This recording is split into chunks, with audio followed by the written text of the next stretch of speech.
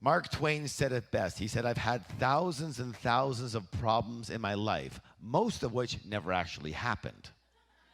The key distinction is that your mind doesn't make up reality. It makes up stories and interpretations about reality. And what follows is we tend to buy into those stories and interpretations as if they were real, and then we live our lives and bump our heads based on those stories that we created. Does that make any sense? I hope you get this. Your mind doesn't make up reality. It doesn't even see reality, it only sees its reality. It makes up a story about reality, and then we live based on the story, not the reality. You got it, yes or no? Which seems like reality to us. As far as I was concerned, there was a boogeyman there. Yes or yes? But once we realize our mind for what it is and what it isn't, we have a choice. We can choose to live from our what? Our vision, or we can choose to live from our what? Our story. From our what? Story. And your vision is simple: to succeed, to complete, and to enjoy. What are the three things? Succeed, complete, enjoy. Say it again. Succeed, complete, enjoy. And your story is anything that stops you from doing that. Realize two things. Your story is usually based in some form of fear. What's the word? Fear. That's number one. Number two, you created it. And here's the problem. The problem is that at first you hear your story. It kind of bubbles up in your mind as this rationale for what's stopping you and, why you're not moving towards it as fast as you'd like. First, you hear your story. Then, you begin to own your story. But that's not the biggest problem.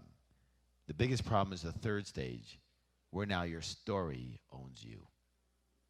And you can't tell the difference between the original story and reality, because it now has become real for you, just like my boogeyman was as real could be. Do you understand? Yes or yes? Your story is only real for you. It lives and breathes only in your head. Remember what we said? Nothing has meaning except for the meaning I give it. Let me hear you. Nothing has meaning except for the meaning I give it. Good. Now listen closely. The secret is that the situation or the event that you're in is never the problem. The problem is always going to be your thoughts about the situation.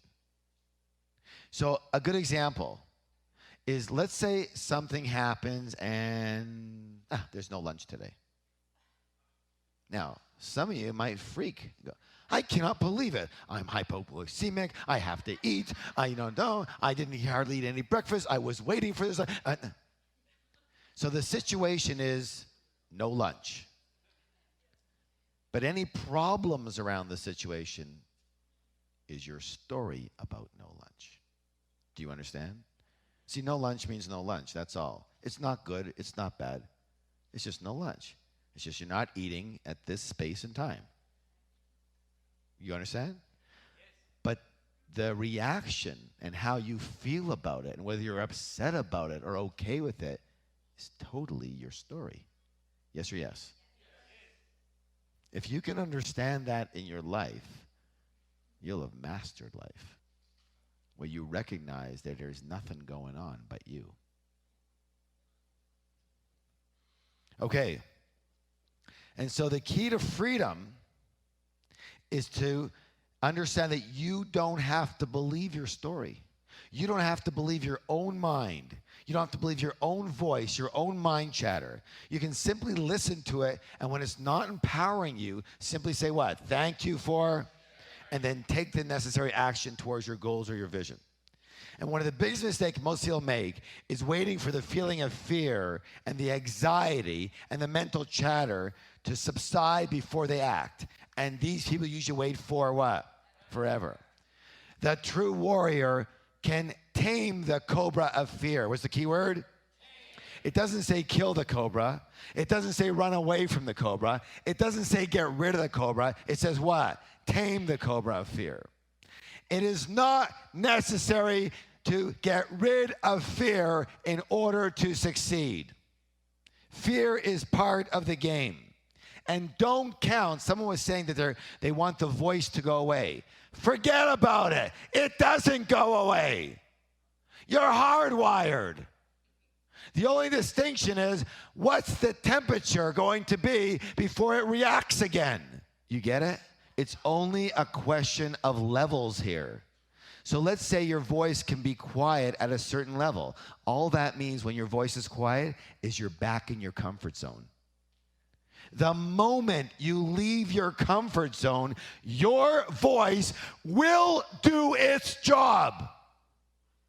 Thank goodness for that.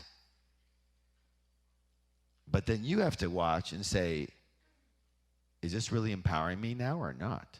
See, when you're going to fall out an 80-floor window, it's good that your voice comes up and says, look out. Yes? But pretty well everything else, you don't need it. But it's still going to do the same screaming reaction no matter what's in front of you. Yes or yes? All right.